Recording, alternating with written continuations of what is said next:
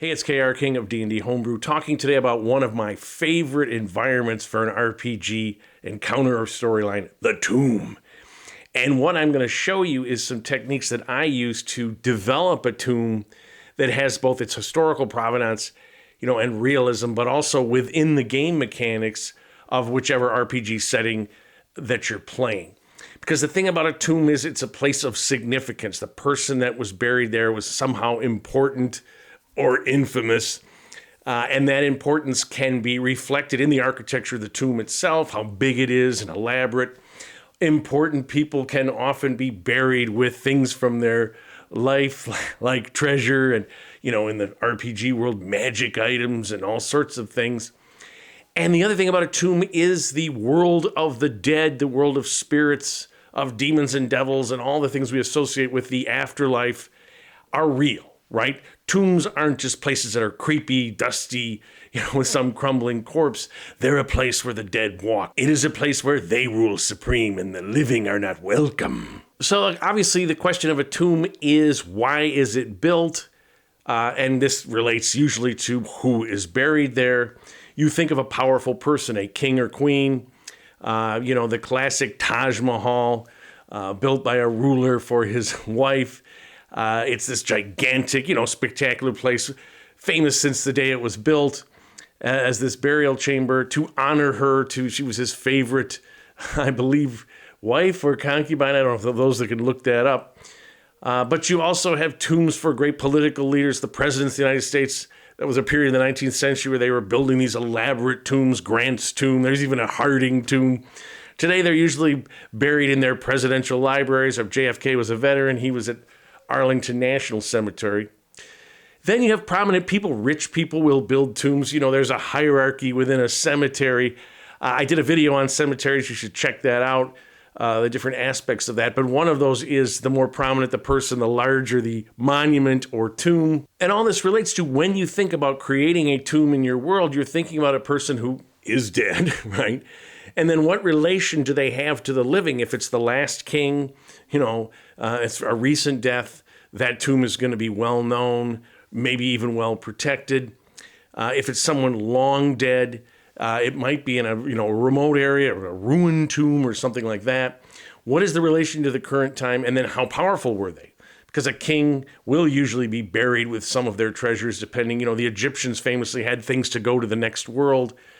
Whereas the tomb of a rich person, it may be quite large, but they're not as, significant a figure. And this can be something that's, a little more obscure, maybe something that's lost, maybe something that relates to a storyline that you're creating. And if the person is notorious, their tomb, if it exists, will be potentially well hidden, desecrated, buried. If you think about infamous people in the real world, the authorities don't like to bury them in some public place because it becomes a shrine to those who follow them. Terrorists, for example, I think bin Laden, but other ones were literally taken and buried out at sea, so there could be no chance of anyone, revering that burial site. In a D&D setting, of course, you have evil characters, infamous ones who can be buried by their sex in some secret place, right? It's remote. And so this is because that person is despised by most of society, their burial site becomes, a totemic place. And, a totemic place in a world of the RPG world means there's all sorts of undead and evil there. And so think about the person that's buried in this tomb, their relationship to society, how long ago that they, were a significant alive person, because that relates to where will the tomb be. The Taj Mahal was famous from the moment it was finished to this day. Everyone knows exactly where it is, visited by, millions of tourists. Just these two tombs, the Sultan, I think, and his favorite wife. The pyramids are well known. They're a little hard to miss, right? Always been known, but there are pyramids that are unknown. King Tut's tomb, the only reason we have the treasures from it was that it was lost to history, hidden. All of the other pyramids had long been looted. And so when they broke in 1922, the treasures of King Tut, we saw what was buried in these tombs, right? The fabulous treasures that the Egyptians had. Typically, kings and queens, we know where they are buried. Westminster Abbey In England, we know where the presidents are buried. They're significant. But leaders from very famously, no one knows where Genghis Khan's grave is. People have searched for it, all sorts of theories and rumors and whatnot, but still undiscovered. And this was because of the burial traditions. Genghis Khan's people, they didn't want any marked grave, anything to signify where it was, probably grave robbers and whatnot, but also, religious traditions, whatever, taken back to Mongolia and put in some spot that is, again, at this point, undiscovered. And so you can set up some leader, usually in the distant past, famous or perhaps some rich person, famous or infamous, whatever, but that their tomb has been lost. That it becomes sort of a holy grail sort of quest for people to find the tomb of Genghis Khan and the treasures that were buried with him. And if you have a tomb that's well known like the Taj Mahal, it's going to be well guarded, right? And those treasures might be in there, depending on how many generations, and they might need those treasures and have broken in secretly or whatever. But if they're still there, the thing is, they are still a tremendous target for grave robbers. So you have this tomb in a city, and the treasures are well known. Will your players decide to break into this? It can often depend on the group's alignment, the alignment of the whatever the ruling family is who are using this tomb, or something else. There's some item there, or something that's causing problems. Again, we're going to get into the magic here of D&D, but all these things, even if it's well known, even if it's well guarded, it could be a target. But an unknown tomb, the players get some clues. They've heard this, they've heard that. They go to some place in a remote desert, let's say, and begin digging down. They see landmarks and whatnot. Here is a tomb like King Tut's that no one has been in for 1,000 years. And then the architecture of a tomb is dependent on the person that's buried there. The Taj Mahal again, the pyramids, these were powerful, rich rulers. The tomb itself becomes a testament to their greatness, their power, their wealth. We have the industrialists building a tomb, using their money. Typically, they're not going to spend as much as a Taj Mahal, but there's some pretty impressive ones if you go to some cemeteries. Presidential tombs. Grant's tomb was famously very huge in Riverside Park in New York City. There's other ones. You get as I said, Westminster Abbey and those sort of effigies and whatnot. You can also have very powerful figures who want a simple tomb, not just like Genghis Khan's, it's hidden, but just a simple grave and a headstone. They don't want this sort of notoriety, but that doesn't mean in an RPG setting that tomb won't contain something of interest. Because the thing is, when you're creating some Taj Mahal type thing for a very powerful ruler, you're going to get into that. It's well known, guarded, long since looted, right? Tombs were usually looted the moment that whatever society built them lost the ability to protect that tomb. There were grave robbers there, right? Whereas a smaller tomb or a hidden tomb, you have an infamous figure, someone evil, whatever, their tomb was put in some catacomb in some secret place. I just had one for these astral elves in my own world.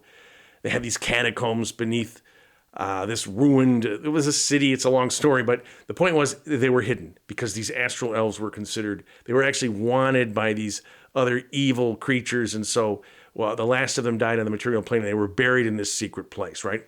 What happened? The players had to go there to get some item, and there were ghosts and, all the stuff that we have in an RPG setting. But they were wanted by people, and it was known their spirits could be taken over, so it was hidden. Not necessarily because they're evil. But any tomb that is hidden then is potentially whatever was buried with them is still there. In that architecture of the hidden tomb, I had it in catacombs that had already been there. They were natural catacombs that had been enlarged, and different graves had been put in there. All the skeletons and skull heads and all that stuff you see in catacombs. But certainly you could have, either in a dungeon or a cavern, a tomb built into that such that, it's difficult to get there. So that you don't have to build, some elaborate 100-room tomb. You could create a Taj Mahal type tomb or a castle tomb or something like that, mega dungeon tomb. But you can also place it somewhere that's inaccessible. If you have the hidden tomb of a Genghis Khan type figure in a desert, remote desert, burning sands, all sorts of desert creatures, difficult to survive there, the weather and whatnot, then within some kind of cavern complex or whatever, or dungeon, or it's an RPG world, you can do whatever you want, but that remoteness you have, the dangers of getting there, then the size itself. And it doesn't necessarily have to be like a pyramid or Taj Mahal type thing where you're building all these rooms in this massive structure. And of course, that significance or infamy can often relate to what is in the tomb. The king or the rich industrialist, will have all sorts of treasures, especially something from the distant past, if it hasn't been looted. Whereas a political figure, we don't necessarily think that, Grant's tomb, he had treasures in his tomb or anything, some political figure, or even a rich person, their kids want to get all the goodies. They're not going to bury them with them. Another aspect is the manner of their death, right? The infamous person, they've been executed, they've been put into some secret tomb hidden away, or their cult came when they were buried in a pauper's grave, took the body and put it in some secret tomb. That infamy is going to translate in the world of D&D into some kind of an undead, spiritual ghost, cursed, or otherwise, restless spirit that's going to, cause problems for anyone that wants to explore the tomb. And the concept of a tomb itself denotes some level of importance. Most people are just buried in a graveyard with a headstone, maybe rich people with a larger headstone, but a tomb itself, a structure, a mausoleum or something larger, typically denotes some person who was important or had enough money to make this or felt important enough to create this tomb. Graveyards themselves are going out of fashion in the Western world. They're being cremated more and more. People don't necessarily need to have this place that they're buried or whatnot. But in the world of an RPG setting, if you're using medieval, but even in, if you're in some 19th century, certainly graveyards and tombs and the idea of, the spirit world and going to some other place and the sanctity of a body, you don't burn it and all that kind of stuff is going to relate to people being buried there and people protecting, the sanctity of their graves, which all relates to the final and perhaps funnest aspect of a tombs for an RPG setting is what's haunting the tomb, what evil forces or good forces are there, what magic, what curse, what undead, what creatures that should be in the earth are roaming there. All of these things relate to the tomb because, of course, this connection between life and death is a very different one in an RPG setting than it is in the real world.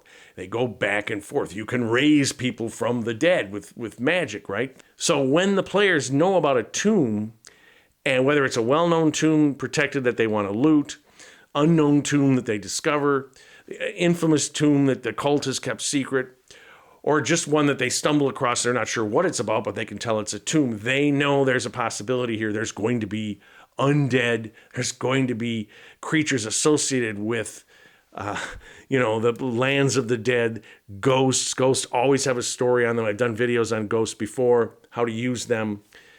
So the players are going to know this. And the other thing that you can play up with this is a sense of horror, is a sense of the unnatural, the uncanny. This is what makes it so fun. And so what you want to try to do is you've got your figure. Why do they have a tomb? What was their situation in life? How far away are they from the present day? Their station will denote the size and structure, and whether it's a hidden tomb or not. And all those things then relate to this sort of haunting, the sort of creatures. So if a saint passes away and she never hurt a fly and she has this tomb built to her by her followers, is it going to be haunted by undead ghouls? Maybe they're attracted to this because they want to defile, the purity of her corpse. But maybe they have guardians that are placed there that are good, as opposed to some cult leader who just committed one sacrilege after another and buried secretly by the followers. This is going to attract, evil forces. This is going to attract things, that might feed off this evil energy. The tomb of a lich. A lich finally passes away. So you have a very powerful figure, significant figure, but finally could not beat death, or could it, right?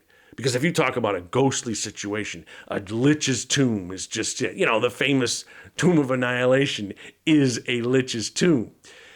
So when you have a powerful figure like that, one of evil or good, there's going to be this powerful force about, death and the barrier between, and all the creatures that sort of linger in that nether zone between life and death.